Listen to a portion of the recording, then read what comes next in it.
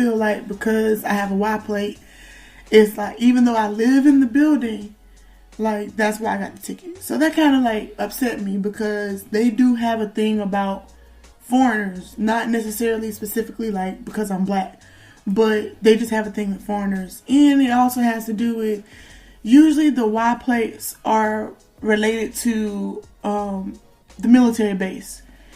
And they have a protest like every Wednesday. Wednesday. They have a protest every Wednesday because and it's mainly older Japanese citizens that have lived through a different time period. They don't want the bases here any longer. But it's kind of like one of those things where if you know anything about the current state of, foreign relations, it is more beneficial for us to be here and connected, because I don't think Japan has an official actual military. Don't quote me on that. Yeah, I would have to look that up. But like it's something along those lines, and so should something pop off, we kind of like have this agreement, like, oh, we're here to help you type thing. But so that's my biggest thing, and I spoke on my car accident that I had here and how where the liability works for us, etc. So that would be my update, is basically how I felt about that parking ticket. Just the whole idea of foreigners not wanted here sometimes, or being targeted in that type of manner. It's just not okay. Like, I don't like it. But I can't say 100% that's why I got the ticket. You know what I'm saying? Like, but other cars still parked there. Right now, it's the only rational. Yeah, line, it's the only line reason. of thought. So back to the passive aggressiveness. I don't know.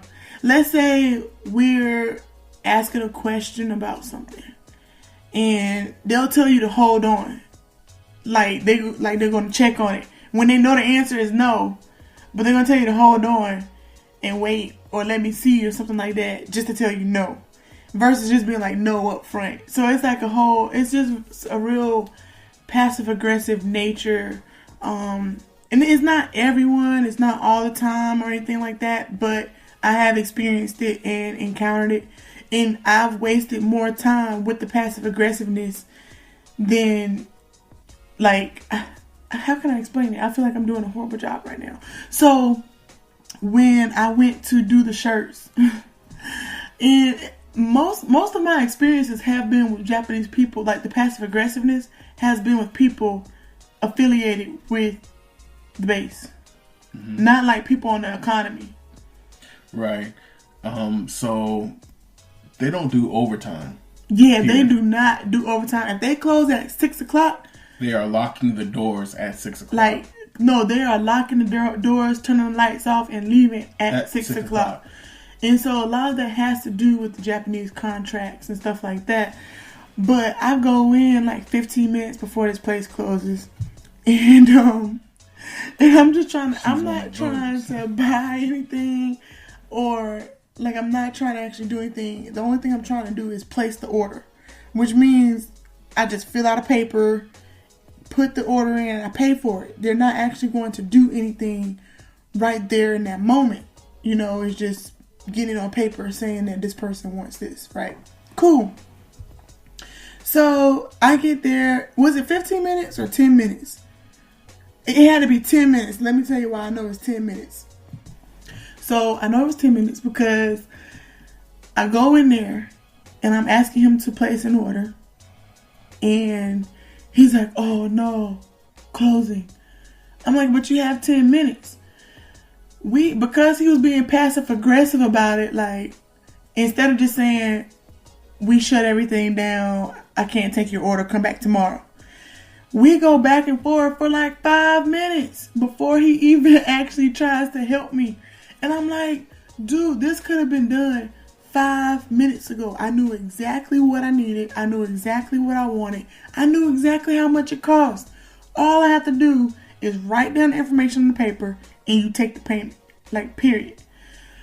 What ends up happening is he writes down the information and I paid when I came back to pick up the order, because he had already turned the computers and stuff off.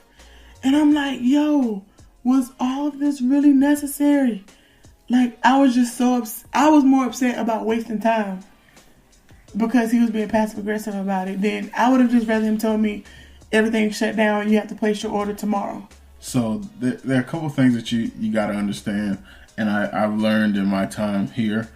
The Japanese are one by the book. They follow the rules to the letter. Secondly, they are very literal in their translation. So there are some things where we find gray areas, but because they follow the rules to a T and because they are so literal to the translation, even in their own language, things are very rigid. So it makes things very difficult at times in trying to come to an understanding on what it is that you want and what you need, or just simply being on the same page. So do you think the passive aggressiveness has to do with the language barrier? I think a part of it is because when they translate some things, someone wanted me to, they were trying to tell me to go to another building, but the translation was go away now.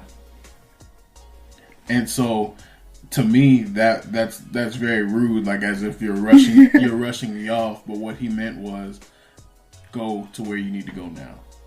Yes. That happened to me the other day. I was asking, I think the place had closed, but it was 2 exits. And I was asking if I should go out of the first, like the front exit. And he was like, yes, please go. like, yes, please go. Get out. Like, no, that's not what he was saying. He was just trying to tell me, yes, please go through that exit. But it didn't really pan out that way. So, I mean, I can see what you're saying. The language barrier or the translation differences could have something to do with it. The other thing is, I think it depends on where they learned English. You know what I'm saying? Like, or where and how they learned English. Like, if they learned English from a native speaker, then they would have a different understanding. Yeah, if they pick up all the idiosyncrasies and the colloquialisms. I get to use all these SAT words that we have, because our language is anything but literal. We have so many connotations to words that clearly have a definition, but we use them in so many different ways and so much slang and. But so even like I think not necessarily dialect, but cultural thing like that, and that's what I try to tell people, especially when in regards to, like trying to translate or help someone understand something. So, like for example, if I ask you, are you going to put on clothes or are you going to put on clothes? Like, you know the difference between the two, even though all I did was repeat the word twice. But that's like, how do I translate that to a Japanese person? How would I get them to understand that clothes is just like, regular everyday clothes, and clothes can mean like business casual or dress up clothes. And that basically, whenever you repeat a word twice, it just indicates like, I don't know. In the next level. Right. of whatever it is that you are talking about. Like, are you going to sleep? Or are you going to sleep? Like, so like, are you going to take a nap? Or are you about to do your whole 8 hours? Right. Exactly. So, like, it's hard to explain that difference, or it's hard to explain that when you just, it's understood. There you go. That's what I was trying to say. A lot of things we just understand between one another because of how we talk and the culture and nature of the things we talk about. So it's plenty of examples like that we can go on and on and on about. But yeah, so those are my updates with living in Japan and still loving it. So I think we pretty much on the same page. We still loving it, still enjoying it. and enjoying being here with one another. Now, one thing that must go is this weather. The weather, we talked about it in the last episode, but even still now. The weatherman is always lying. He's wrong. He's so wrong. Well, I can't tell you if it was Friday or Saturday, but it was Saturday. We experienced all 4 seasons in one day. Literally, it was 75 degrees and sunny outside. Beautiful day. Then it rained. It was cool. It dropped down to about 50 something. Then it started thundering and lightning. Oh, it was hail. It was hell. It was hail. Like, for real hell. Like, after that, I mean, it was cold. It was like 40 something. I'm like, so confused. All in one day. And, you know, the weatherman said nothing about rain.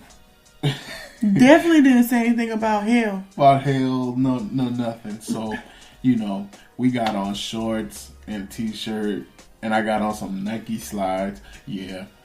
And I mean, I didn't honestly think at this point in the year that it would get cold enough to actually hail. But it did. And what's even crazier is, I mean, still, it's May now.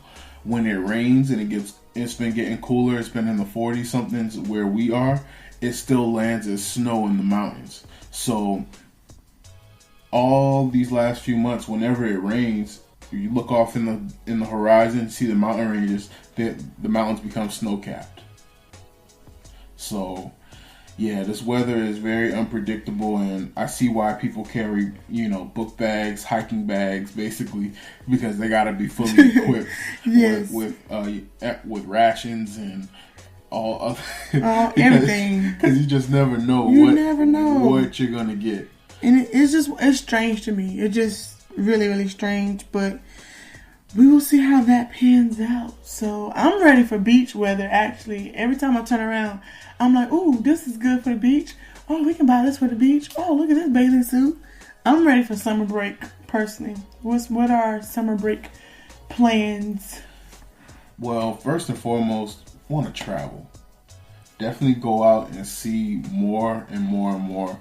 The thing about being out of the country and being overseas is that you realize just how small your little corner of the world was and how much world there is to see.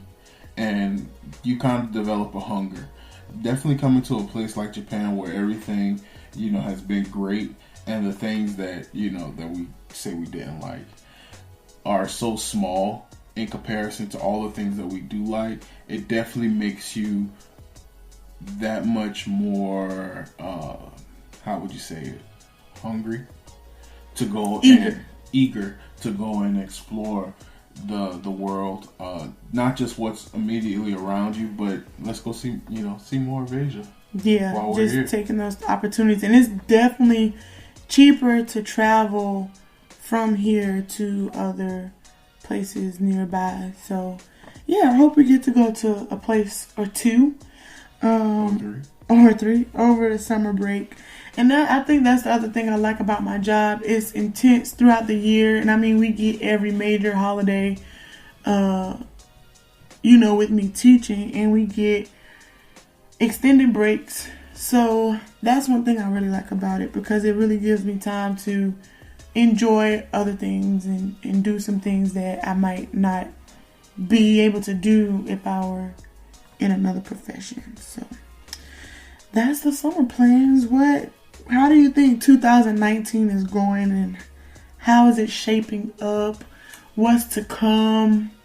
2019 is going fast as hell. It's going so fast. It is May. It's May. It's May. Wow. But so far, so good. It's been action-packed. It's been full of blessings. It's been just a very fulfilling year so far. A lot of things, everybody's now screaming, oh, we got to get to the bag. There's been a lot of things that we have done that just feed your soul. I think is the best way to put it. Soul food. Yeah, it just feeds your soul. You know